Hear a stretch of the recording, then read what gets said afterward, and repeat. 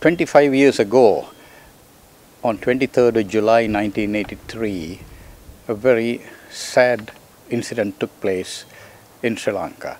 That was the killing of innocent Tamil civilians and looting of their properties by a rampaging mob. Now, the reasons any reasonable person would condemn this barbaric act. But what is not known by many people is the real background to this story. A few days prior to this incident, in Jaffna in the north of the country, the Tamil Tigers, which had been described by the FBI as the most ruthless terrorist organization in the world, carried out the killing of 13 soldiers.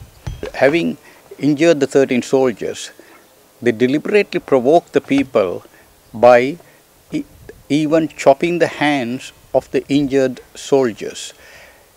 They even went to the extent of removing the wedding rings worn by those soldiers. When the story came to Colombo of this act of provocation by the Tamil Tigers, the people were naturally angered. But then what many people didn't understand is the plan of the Tamil Tigers was to deliberately provoke the Sinhala people. And by a strange coincidence, the world media was also present in Colombo and other areas. The main streets are in very bad state, completely burnt out. And what was interesting is that the army seemed to stop local people going in to put the fires out. They seemed to be, if not encouraging it, not letting people attend to it. If the tourists stay away, that will add to Sri Lanka's problems.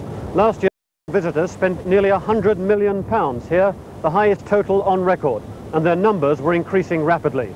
That's not what everyone expects to happen now. When we were filming in the port of Trincomalee, there was an arson attack and 3 Tamils were killed. And very, very tense. The talk all the time was of the Tigers. Up to then, the world media had not paid any attention to Sri Lankan events, but a pure coincidence that they were there. Most of this violence took place in areas like Vellavatta and Dehiwala, where I have lived and my family for over a generation. Even then, we didn't know each and every Tamil house in the area. The Tamils were living quite happily, harmoniously among the Sinhala people.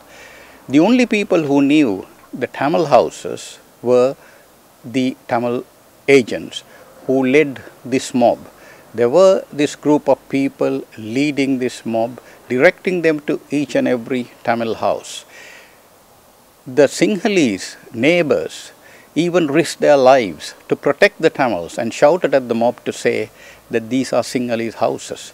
But the leaders, the pack that were leading this mob, had a list of each and every Tamil house because the houses were known only to the Tamils. The reason for directing this mob toward the Tamil houses was Prabhakaran, the leader of the Tamil Tigers, had mentioned that the Tamils living in the south have not supported his struggle and they were quite comfortable living among the Sinhalese, and he had vowed to teach them a lesson.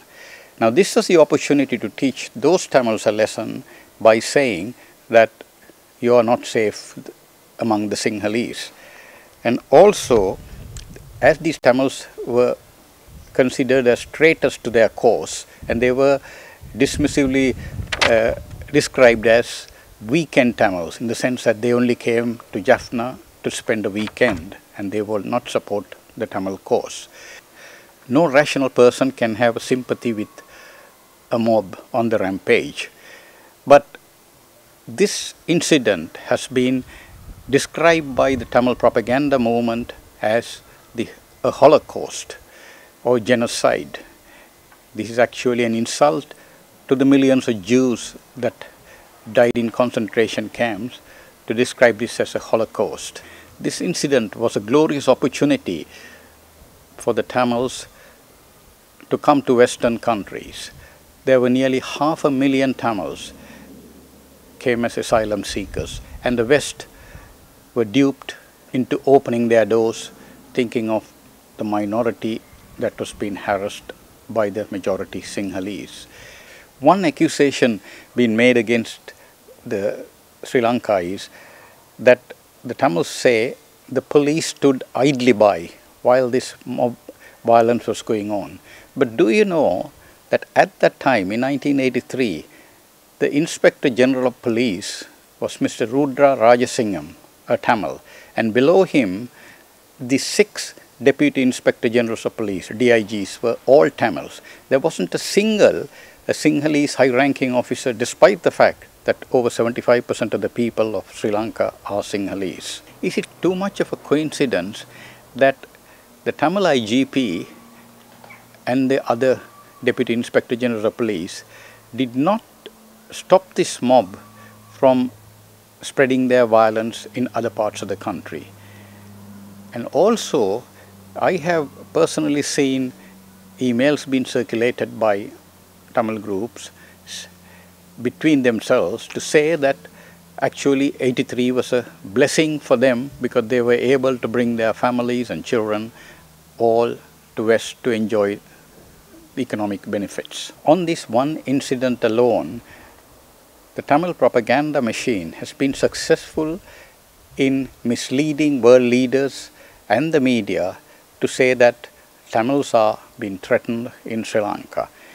Prior to 1983, it is of interest for everyone to know that the Tamil Tigers did ethnic cleansing of all the Sinhalese living in the north, followed by all the Muslims. And that was ethnic cleansing was introduced for the first time in our country by Tamil Tigers, but the Sinhalese did not react there. After this particular incident in 83, they have gone to villages and hacked men, women and children in Sinhala villages.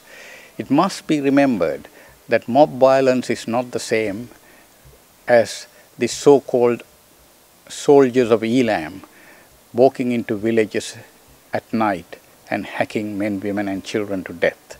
Even today, these Tamil Tiger terrorists are indulging in an orgy of killing, sending suicide bombers, killing innocent passengers in buses and trains, and also have attacked some of the most sacred places of Buddhist worship, like the Anuradhapura in 1985, and then carried on, and they carried on after that with Talada Maligava.